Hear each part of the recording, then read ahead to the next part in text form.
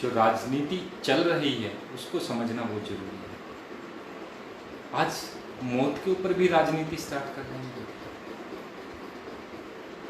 ये बोला जाता था कभी भी, जब तक आप इलेक्शन नहीं लड़ते हैं तब तक आप किसी पार्टी के किसी भी पदाधिकारी या किसी भी पार्टी के किसी भी जिम्मेवारी का जो पद होता है उस पर आप बैठे होते हैं। और जब आप सत्ता पक्ष में आ जाते हैं, जब आपका राज हो जाता है, तो चाहे वो किसी भी पार्टी से किसी भी दल से है, जिस भी एरिया के आपको मुखिया या सांसद या विधायक या आपको मुख्यमंत्री या आपको प्रधानमंत्री बनाया जाता है, तो उस एरिया का बनाया जाता है। उसमें जनता अलग अलग नहीं होती कि किसने वोट दिया किसने नहीं दिया, और कौन मेरी पार्टी को सपोर्ट करता है कौन किसकी पार्टी को सपोर्ट करता है। आज ऐसा क्यों? आज जो ये औरंगाबाद की घटना है, ये आज एक परिवार की घटना है। हमारा देश है आज एक वैश्विक महामारी है जिसमें देश को सभी को बचाने का प्रयास है, और जनता को सुरक्षित करना ही हमारा देश सुरक्षित है। और आज जो औरंगाबाद की सुबह की जो 5 बजे की घटना है, और उसमें से 16 लोगों, कभी किसी ने सोचा है इसके बारे में कि वो व्यक्ति किस तरीके से गए होंगे, और रात को इतने थक चुके थे कि उनको पत्थरों के ऊपर पत्थर भी नहीं चुभे साहब, पत्थर भी नहीं लगे उनको, और वो वहाँ पे सो गए, उनको ये भी नहीं पता चला। और पटरी पर सो गए, और सोने के बाद उनको ट्रेन आई ये भी नहीं पता चला। ऐसी अगर देश की जनता के साथ अगर ऐसा होगा तो सेवक को कैसे माने कि वो देश की जनता के लिए काम करेगा? परिवार के मुखिया हैं साहब, और अगर परिवार में कोई हादसा हुआ है तो मुखिया का जिम्मेवारी बनता है, चाहे वो महाराष्ट्र सरकार का बनता है चाहे वो देश की सरकार का है। और आज हमें सोचना चाहिए, और मुझे तो आज भी ये सोच के हैरानी है, आज हमारा तीसरा लॉकडाउन स्टार्ट है, और तीसरे लॉकडाउन में भी अभी तक राज्य सरकार के पास ये आंकड़े नहीं है कि हमारे राज्य में दूसरे राज्यों के लोग कितने हैं, और हैं तो उनके लिए हमें क्या व्यवस्था करनी चाहिए, उनको घर भेजने का प्लान बनाना चाहिए नहीं बनाना चाहिए। उनके लिए तो सोचना भी बहुत मुश्किल हो रहा है। और जबकि इन्हीं के कुछ चुनिंदा लोग थे जिनके जिनके जिनके अमीर लोगों के जो बच्चे थे, उनको आपने बाई प्लेन दूसरे देशों से भी अपने देश में बुला लिया, उनकी फीस तक भी उनका जो टिकट का किराया है वो भी आपने लेने से मना कर दिया। और आज इनको अगर बाई ट्रेन और सरकारी बस से भी अगर भेजने की बात करें तो भी इनसे किराया वसूला जा रहा है।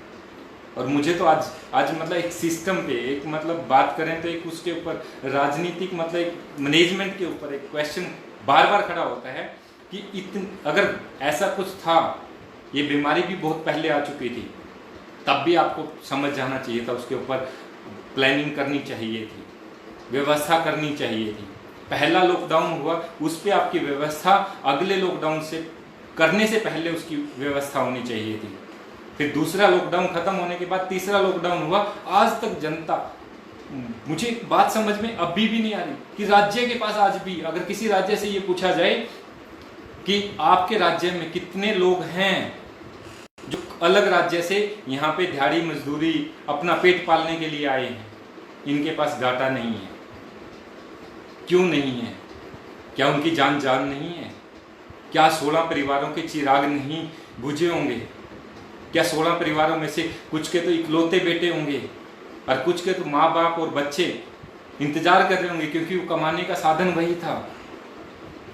आज जो हादसा हुआ है कितना मतलब हमें सोचकर भी समझ नहीं पा रहे हैं। यह हादसा सरकार के सामने और जनता को भूखा मर के किस तरीके से जीना पड़ रहा है। और सरकार बोलती है कि कभी दूसरे के ऊपर सिर्फ बलि लगाने के लिए सरकार है। आज इसका चाहे वो राज्य सरकार है चाहे वो देश की सरकार है, उसे जवाब देना पड़ेगा।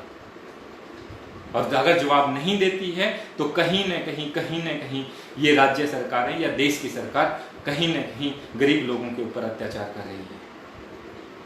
गरीब लोगों ने वोट दिया गरीब लोगों ने आपको गद्दी पर बैठाया, आपको शासक बनाया, लेकिन आपने एक बार भी इनके बारे में नहीं सोचा। क्यों नहीं व्यवस्था की गई? क्या ये एकदम से प्लान होने वाला कोई सिस्टम था? क्या उन्होंने पता ही नहीं था, उन तक बात ही नहीं पहुंची कि वो लोग कहीं जाना चाहते हैं, परिवार से मिलना चाहते हैं? अभी तक किस राज्य में, जब आपने अपना मुद्दा कोई भी मनाना होता है किसी भी मामले में, तो आप हर एक को ऑर्डर दे देते हो कि हमारा विधायक आएगा, हमारा एमपी आएगा, हमारा पार्षद आएगा और जनता को समझाएगा कि आप जो कर रहे हैं वो सही कर रहे हैं। तो कोरोना की महामारी में क्यों नहीं भेजे आपने आपके सेवक, आपके प्रधान सेवक, आपके एमएलए, आपके एमपी, आपके मंत्री कहाँ हैं? क्यों नहीं जनता को समझाते? क्यों नहीं जनता में पता करते कि मेरे राज्य में, मेरे एरिया में कितने लोग हैं जो दूसरे राज्य से हैं?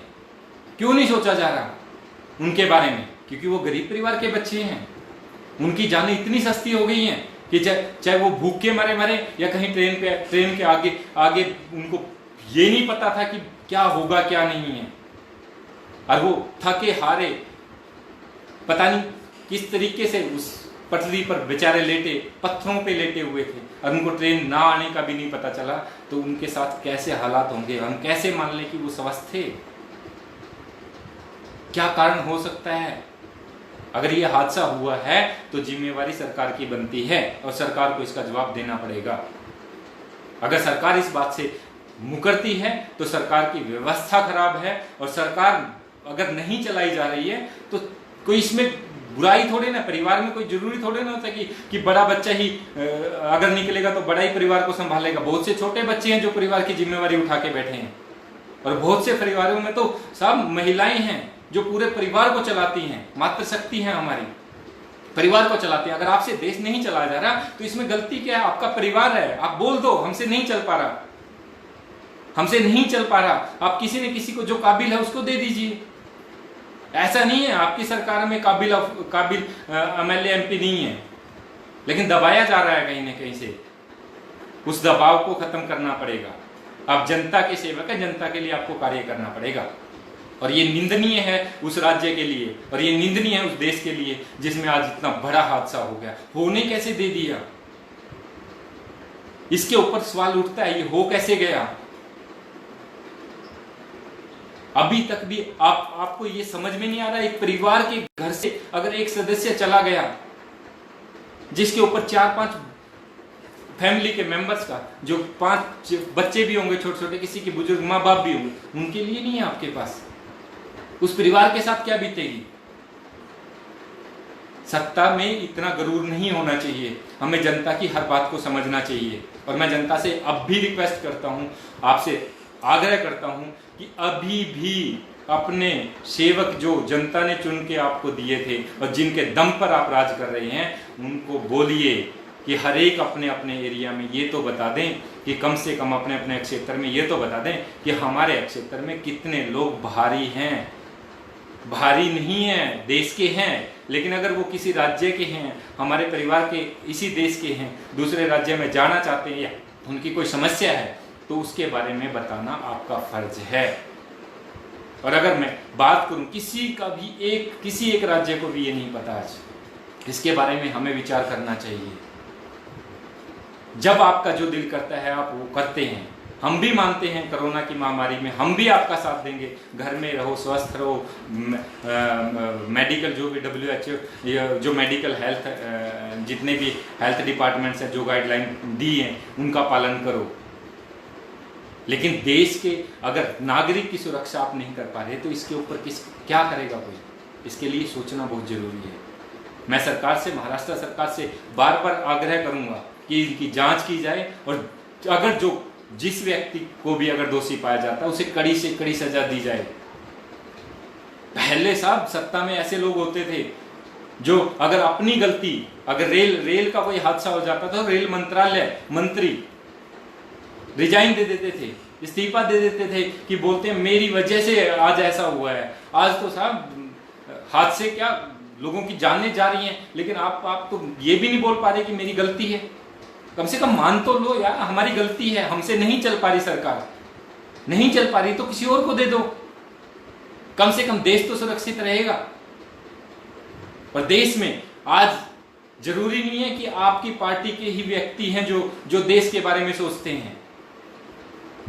और भी बहुत से लोग हैं, चाहे वो प्रशासन में हैं, चाहे वो सत्ता पक्ष में सरकार में हैं, बहुत से लोग हैं, उनकी आप राय लेके मिलकर कोई कार्य क्यों नहीं किया जा रहा? मिलकर कार्य क्यों नहीं किया जा रहा? आज आप सेवक हैं तो पूरे भारत देश के हैं, आप पूरे राज्य के हैं। अगर राज्य की जिम्मेवारी आपको दी गई है, अगर राज्य में ये इतना बड़ा हादसा हो कैसे गया, आपके परिवार में यह हादसा हुआ है, ये कैसे हो गया, इसके ऊपर विचार करना बहुत जरूरी है।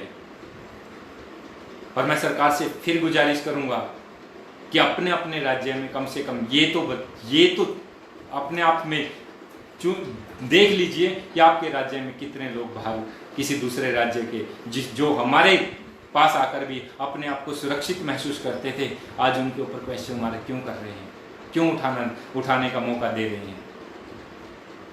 अगर वही राज्य जहां से कार्य करने के लिए दूसरे राज्यों में जाते हैं, अगर कल को यही हादसे होने स्टार्ट हो गए, तो आपको पता है दूसरे राज्यों का विश्वास आपके ऊपर रहेगा या नहीं रहेगा? वहां से भेजते हैं, एक तो आप उनसे काम लेते हैं, वो दिन रात मेहनत करके और आपकी सेवा करके अपने परिवार को भी पालते हैं। और आज उन्हीं को अगर आपके एरिया में, आपके राज्य में, आपके क्षेत्र में अगर उनके साथ ऐसे हादसे होते हैं, तो हमारे लिए बहुत शर्मनाक घटना है। इसके बारे में हमें सोचना चाहिए। मैं सरकार से गुजारिश करूंगा कि इसकी कड़ी से कड़ी जो भी दोषी है उनको सजा दी जाए, और इस पर जितना जल्दी हो सकता है, एक राज्य से नहीं है, दूसरे राज्यों को इससे सीख लेनी चाहिए। ये मत देखो कि वो किस राज्य में कौन सी पार्टी की सरकार है। अरे राज्य है, वो देश है, देश का हिस्सा है। ये वैश्विक महामारी है, ये हमारे एक राज्य की महामारी नहीं है। इसमें पूरे देश, पूरा संसार आज इसके बीमारी से लड़ने के लिए तत्पर है, लेकिन हमारा देश आज भी राज्यों में क्यों बांट रहा है अपने आप को? ये सोचने का बहुत बड़ा विषय है। इसको हमें सोचना चाहिए, क्योंकि आज भी देश की बीमारी है, लेकिन आज भी हर राज्य की व्यवस्था अलग अलग क्यों? ये बीमारी से लड़ रहे हैं या राज्य की सरकारें अपना अपना स्वार्थ देखकर उसका कार्य कर रही है? इसके बारे में भी हमें सोचना चाहिए। हमें आज मिलकर कार्य करने का समय है इस टाइम पे, ये हम इस बीमारी से निजात पा सकें। लेकिन यहाँ सरकारें, आज भी राज्य सरकारें और सेंट्रल गवर्नमेंट का सामंजस्य आपस में क्यों नहीं मिल पा रहा? क्या कारण क्या है? क्या है, कौन सी ऐसी चीज है जो आपको आपस में मिलकर कार्य करने का अवसर नहीं दे रही? अच्छा सर, सेंट्रल गवर्नमेंट, राज्य सरकार को क्यों नहीं आदेश दिए जा रहे प्रॉपर तरीके से? क्यों नहीं कार्य किया जा रहा? क्यों अलग अलग राज्यों को अलग अलग दृष्टि से देखा जा रहा है? आप देश के प्रधान सेवक हैं, देश के सेवक हैं, या राज्य के सेवक हैं, या आप अपने एरिया के सेवक हैं, तो आपकी जिम्मेवारी बनती है कि आप सभी, प्रत्येक नागरिक की सुरक्षा का जिम्मा आप उठाएं। आप उस एरिया की जिम्मेवारी, आप उस क्षेत्र की जिम्मेवारी लें, क्योंकि आपको उस क्षेत्र ने ही जिताकर, उस क्षेत्र की जनता ने, उस गरीब लोगों ने ही जिताकर आपको संसद में या आपको विधानसभा में भेजा है। आज जिस कुर्सी पर बैठे हैं उनका हक है। आज जिन्होंने आपको उस कुर्सी तक बैठाने का कार्य किया, और आज उनको रोड पे मरने के लिए छोड़ दिया। ट्रेन के पटरी पर आज 16 लोगों की हत्या, साहब 16 लोगों की हत्या। बहुत ही शर्मनाक घटना है। हमें शर्म आती है ऐसी व्यवस्था पर कि हमारे गरीब लोग किस तरीके से मारे जा रहे हैं और उनके बारे में कोई सुनने वाला नहीं है। गरीब की जान इतनी सस्ती, बाहर से मंगवाने के लिए तो आपको प्लेन तक भेज देते हो और फ्री में उनको लेके आया जा रहा है। आज इनके एक राज्य की बाउंड्री पार कराने के लिए आपको उनसे टिकट चाहिए, उनसे पैसा चाहिए। हमें सोचना चाहिए इसके ऊपर। और मैं जिन व्यक्तियों की हत्या हुई है उनकी आत्मा की शांति के लिए नमन करता हूं उनको, और मैं सरकार से गुजारिश करूंगा कि इनको आम नागरिक ना समझकर देश के लिए कुर्बानी गई है, और इस पर हमें बहुत कुछ सोचना और समझना चाहिए, इस पर विचार करना चाहिए, और ऐसा हादसा दोबारा ना हो। सरकार को इस पर गहनता से और हर एक राज्य में इसके ऊपर कार्य करने की जो आदेश हैं, कार्य करने का जो व्यवस्था है, उस पर कुछ ना कुछ बदलाव करने की आज ज़रूरत है। उसे आप करेंगे तो आपके लिए और जनता के लिए। जनता है तो साहब आप सेवक हैं, जनता की सुरक्षा करना आपका काम है। तो मैं ये सभी राज्यों से गुजारिश करूंगा कि सभी राज्य ये डिसाइड करें, ये किसी भी तरीके से ये किसी भी फोर्स को या किसी भी प्रशासन के अधिकारियों को लगा के या किसी भी आपके जो सरकार में चुनिंदा विधायक, एमएलए, पार्षद और सरपंच जो बने हुए हैं उनकी ड्यूटी लगाकर आप एक बार ये तो पता लगाइए कि आपके राज्य में हैं कितने लोग जो दूसरे राज्य से हैं और वो जाना क्यों चाहते हैं। हो सकता है बहुत से की मजबूरी और वो जा ही ना पा रहे हैं। इसके लिए हमें सोचना और विचार करना बहुत ज़रूरी है। मैं सभी से फिर वही गुजारिश करूंगा कि आज किसी भी व्यक्ति के साथ अगर ऐसा हादसा होता है तो ये हमारे लिए शर्मनाक है। इस पर सोचना बहुत ज़रूरी है। एक बार दिल पर हाथ रख कर देखना, एक बार सोचना कि अगर यही हादसा मेरे परिवार में होता तो हमारा कार्य करने का नज़रिया किस तरीके से होता, ताकि दूसरा हादसा, दूसरी लाश हमारे घर में ना आए। इसलिए हमें इसके ऊपर सोचना चाहिए। मैं सरकारों से फिर भी गुजारिश करूंगा, चाहे वो राज्य सरकार है, चाहे वो देश की सरकार है, इस पर विचार करना चाहिए और ऐसा हादसा दोबारा ना हो। मैं ऊपर वाले से यही दुआ करूंगा और उनके परिवारों को मैं कहना चाहूँगा, उनके परिवारों को परमपिता परमात्मा से कहना चाहूँगा कि उनके परिवारों को ये दुख सहन करने की शक्ति प्रदान करें और उन आत्माओं को शांति दें। जय हिंद, जय भारत।